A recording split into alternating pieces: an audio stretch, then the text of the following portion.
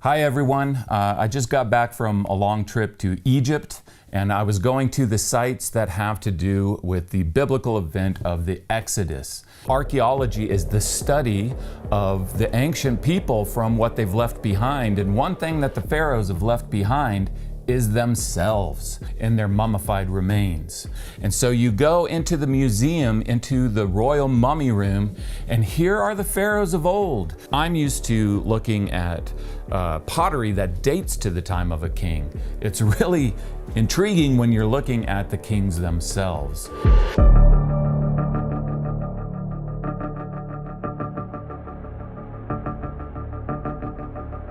Of these royal mummies, which one was the Pharaoh of the Exodus? And this is hotly debated to this day, but here's the thing. If you just follow what the Bible says, if you just follow the evidence, then the answer to this question is actually straightforward and clear.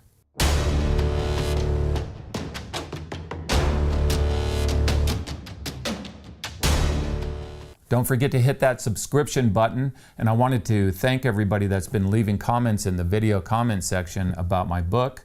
I appreciate that very much, and I will leave a link in the description where you can order a copy of my book, Where God Came Down, the Archaeological Evidence. Okay, so if we're going to talk about the Pharaoh of the Exodus, then we need to talk about the historian Manetho, because he's an extra biblical source for the Exodus. Now, the writings of Manetho are lost to us, except through the quotes from later writers. And the earliest of those writers is the first century Jewish historian Josephus. This is the complete works of Josephus. And in it, Josephus wrote that one of Egypt's principal writers was Manetho, who was by birth an Egyptian. He wrote a history of his own country in the Greek tongue, out of their sacred records. Josephus says of Manetho, "I will set down his very words as if I were to bring the very man himself into a court for a witness." Okay, so what Josephus is saying here is that the AD first century historian Josephus is directly quoting the earlier 3rd century BC historian Manetho, who has written a history of Egypt using these much earlier Egyptian records. There's no doubt that Manetho wrote about the Israelites because he described a people whose leader was called Moses, who were captives in Egypt, but when they went out of that country, they built a city in Judea and called it Jerusalem. Then Manetho says that these people took their journey from Egypt during the reign of Amenephis, the king of Egypt. Amenephis is the Greek form of the Egyptian name Amenhotep. So in Josephus, we are given a quote from Manetho where he names the Pharaoh of the Exodus. This is huge. Josephus doesn't know the name Amenhotep. He only knows it because he's quoting Manetho, and Manetho knows the name Amenhotep because he has access to these early Egyptian records. So the name Amenhotep, the Pharaoh of the Exodus, is coming from these earlier records and being recorded in the history of Egypt written by Manetho in the 3rd century BC, and then quoted in AD 1st century by the historian Josephus. This is an incredible source that lets us know the name of the Exodus Pharaoh. In Egypt, I met up with one of my good friends and colleagues, archaeologist Dr. Titus Kennedy, and one of the sites that we traveled to was the ancient site of Heliopolis. This is where Manetho served as a priest and where he wrote his history of Egypt. We're here at Heliopolis, the city of the sun. Now, this city is important for many reasons, but one of those is that there was a priest here who lived in the 4th and 3rd century BC named Manetho, who was one of the foremost historians for ancient Egypt. And in his writings, Manetho tells us that the Pharaoh of the Exodus was someone named Amenhotep. The pharaohs that are named Amenhotep are found in the 18th dynasty, and so in the 18th dynasty, you have Amenhotep the 1st, 2nd, 3rd, etc. And so which one of these is the one that Manetho is referring to? And the best way to figure this out is to use the biblical date of the Exodus, which is found in 1 Kings 6:1. 1 Kings 6:1 says, "In the 480th year after the Israelites came out of Egypt, in the 4th year of Solomon's reign over Israel, in the month of Ziv, the 2nd month, he began to build the temple of the Lord."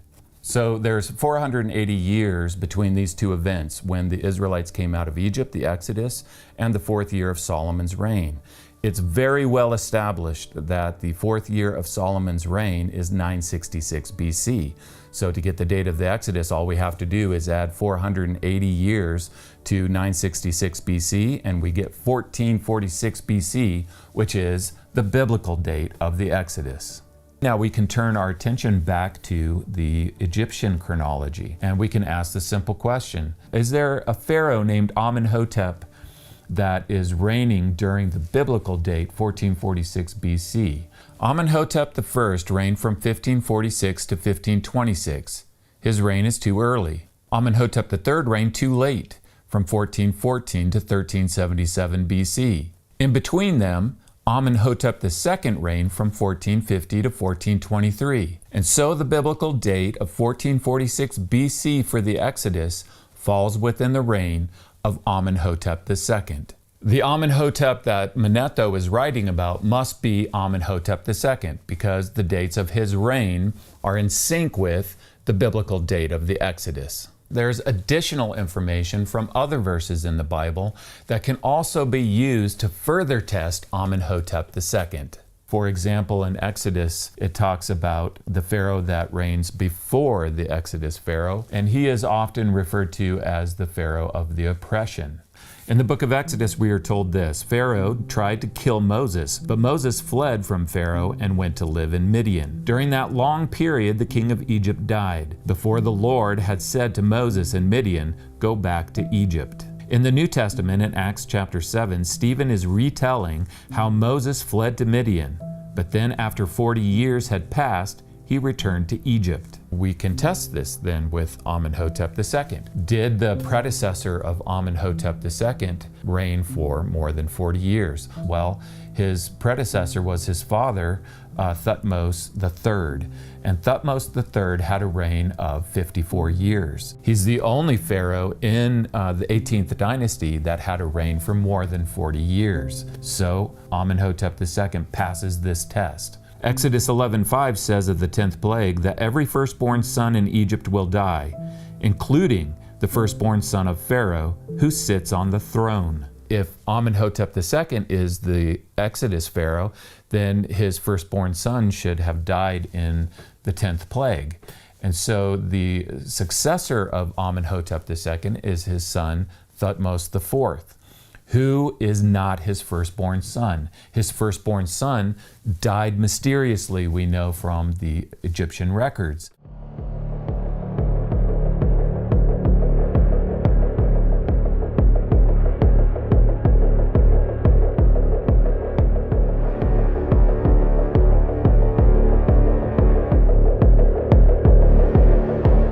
This is the Great Sphinx at Giza. And between the paws of the Sphinx is what's called the Sphinx Dream Stele. This was commissioned by Pharaoh Thutmose IV, who told a story about he came down to the Sphinx, he took a nap, and while he was sleeping, the gods came to him in a dream, and they promised to him that he would become the next pharaoh. This was strange because he had an older brother who was the crown prince, but this older brother had mysteriously died and disappeared from history. This was propaganda. He used the gods to give him divine legitimacy when he wasn't expected to become the next pharaoh. So we have Amenhotep II passing these tests, these biblical criteria, because his predecessor reigned for over 40 years, and the one who succeeded him to the throne was not his firstborn son. Next, we travel deep into the region of the Delta, to the ancient site of Avaris. One of the main excavators of Avaris is the Austrian archaeologist Manfred Bitock, and he's the one that excavated the 18th dynasty palace there. So we are here at Avaris, and this is where the palace of Amenhotep II was discovered and excavated. Yeah, starts in that corner essentially. Yeah, and then comes over like this. So we're just out in an agricultural field right here. This is all that's left. We can see pottery around. We can see a few foundation stones around, but this is where the 18th dynasty palace stood, in this field underneath our feet and behind me here. But this is a palace that has been discovered, and this is a palace that has been excavated. How long have they been excavating in this area? about 60 years. And yet there's like nothing hardly to see here. It's just all been turned back into agricultural fields. Yeah, mostly pottery and maps. BTalk reported that the archaeology demonstrated that the occupation of this palace covers the time from Amos to Amenhotep II. This palace complex was occupied through the reigns of Thutmose III and Amenhotep II when it was suddenly and mysteriously abandoned. So the excavations at the 18th Dynasty Palace in Avaris provided then archaeological evidence to support Amenhotep II as the Exodus pharaoh. One of the most impressive pharaohs in all of Egyptian history is the pharaoh Ramses II. And so it was very early on that Egyptologists started to propose that Ramses II must have some connection with the Exodus. I'm here at Memphis. This is the first capital of Egypt, and below me is this colossal statue of Ramses II, who built this site up during his reign.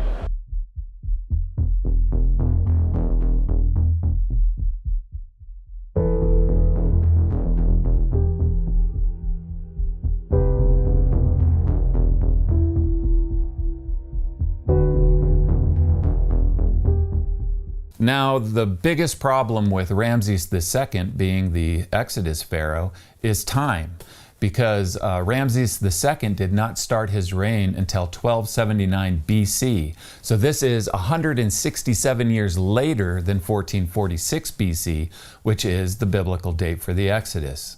And remember that the predecessor to the Exodus pharaoh has to have a reign of more than 40 years. The predecessor of Ramses II is Seti I, and he reigned from 1290 to 1279 BC, which is just a reign of 11 years. So he fails the test. Now, Ramses II does have a very long reign of 66 years, and so is he the pharaoh of the oppression. Well, the problem here is that would make his successor, Merneptah, the pharaoh of the Exodus, and the Exodus pharaoh can't have their firstborn son inherit their throne because he would have died in the 10th plague. The successor to Merneptah is Seti II, and he is his firstborn son. So the reason that Ramses II can't be connected to the Exodus is because he fails all these tests. If he failed just one of these criteria, then he would be disqualified as a candidate, but he fails on all counts. So now I'm going to give my general views of the debate that's been going on for a long time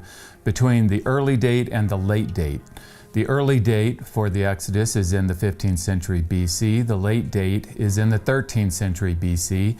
And this is Amenhotep II versus Ramses II as pharaoh of the Exodus. The main verse that's used for the late date is Exodus 1:11. And here we have the Israelites under slave masters who build a store city named Ramses. And so the idea is that this city named Ramses is connected to the pharaoh Ramses II, and therefore the Exodus must date to his time. Avaris was established in the 12th dynasty.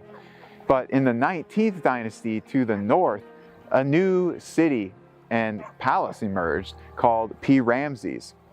Now in the book of Exodus, we see that one of the store cities that's built is called Ramses.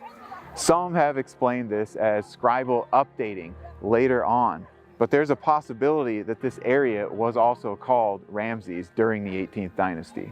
Now, it's important to understand that Exodus 1:11 is not in conflict with the early date. So even if the name Ramses is a late name for the city, it's still not a problem for the early date, because sometimes the Bible uses later names for cities in place of earlier ones. A good example of this is the city of Dan. In Judges 18, we have the Danites capture and rebuild a city, and then they name it Dan after their ancestor, though it had formerly been called Laish. Then we can go back in time, all the way back to Genesis 14:14, which tells us that Abram went as far as Dan. So here we have a clear example of the later name for the city, Dan, replacing the earlier name Laish.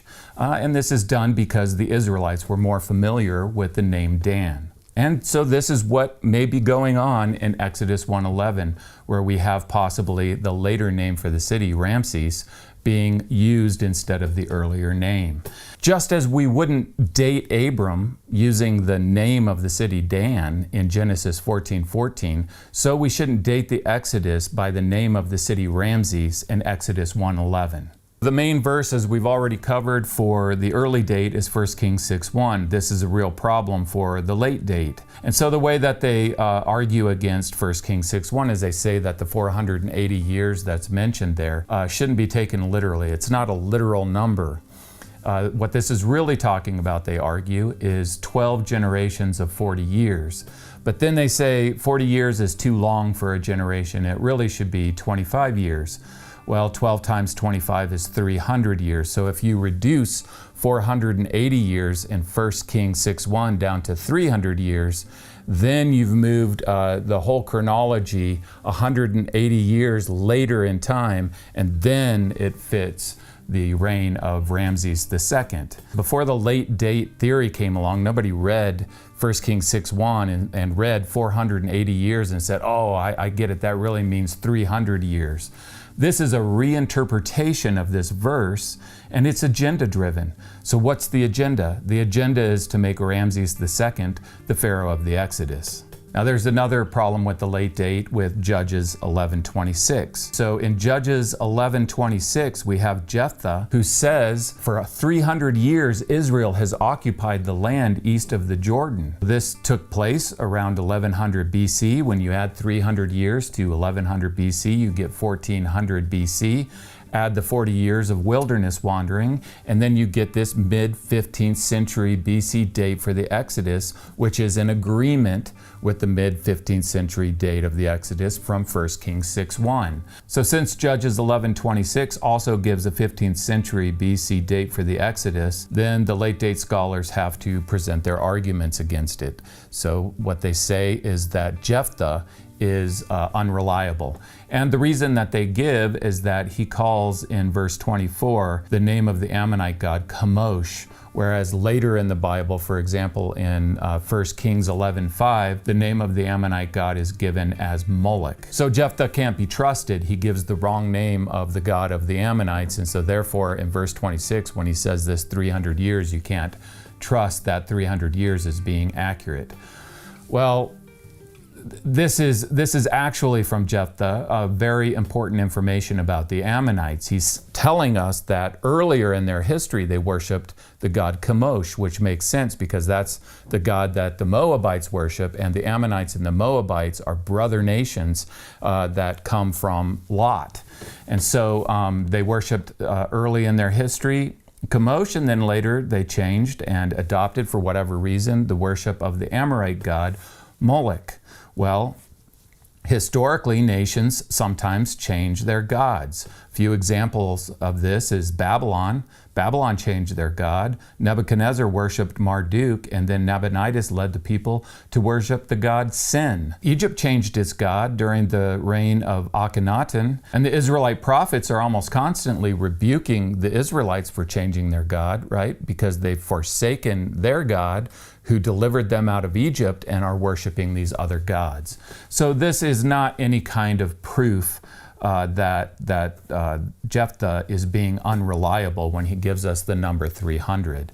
And again, these two verses, 1 Kings 6:1 and Judges 11:26, complement each other. They confirm each other. It's very powerful evidence. And this is the same argument that these scholars use against Acts chapter 7 and the testimony of Stephen. He's unreliable, he's untrustworthy. They need to say this because Stephen gives information that contradicts Ramses II as being the Pharaoh of the Exodus, because he says that Moses returns to Egypt after 40 years had passed, which means that the predecessor, as we've looked at already, of the Exodus Pharaoh needs to have reigned for more than 40 years, and the predecessor for Ramses II only reigned for 11 years. So they say the same thing. Well, Stephen's testimony is unreliable, it can't be trusted, and that's just simply not the case. So Manetho is a big problem for the late date because he doesn't name Ramses as the Pharaoh of the Exodus, he names Amenhotep. So guess what the late date scholars say about Manetho? You guessed it, he's unreliable. And so the argument that they use against him is that there's these variants. Now, of course, for many ancient sources and ancient texts, there's later variants. That's why we have textual criticism, which is identifying those variants and trying to get as close as possible to the original. The general understanding for ancient texts is the earlier texts are usually considered more reliable than the later ones. And so of all the historians that quote Manetho, by far the earliest is Josephus, and everything that we've covered comes directly out of Josephus. The other problem with Manetho being unreliable is that to this day, the framework for the history, laying out the history of ancient Egypt with these 30 dynasties that ruled over Egypt, that all comes from Manetho. And so it really doesn't work just to write Manetho off as being unreliable. And in addition to all of this, we have the archaeology from Avaris, which shows that the 18th dynasty palace came to an end during the reign of Amenhotep II. The palace of the 19th dynasty in P-Ramses didn't start with Ramses II, nor did it end after his reign. Really, the reality is that the evidence for the date and the Pharaoh of the Exodus is stacked on the early date side. This is the mummy of Amenhotep II, and the evidence is clear that he was the Pharaoh of the Exodus. What is the archaeological evidence for the Exodus? Well, here's something. The mummy of Amenhotep II. According to the evidence, when you're looking at the mummy of Amenhotep II, you're looking at the very man who dealt with Moses, who hardened his heart and wouldn't let God's people go, who went through the 10 plagues. This is the Pharaoh whom God delivered his people from. So don't forget to hit that subscribe button. I'll leave a link in the description where you can order a copy of my book. You can watch other videos that we produced here. And thanks for watching. I'll catch you next time.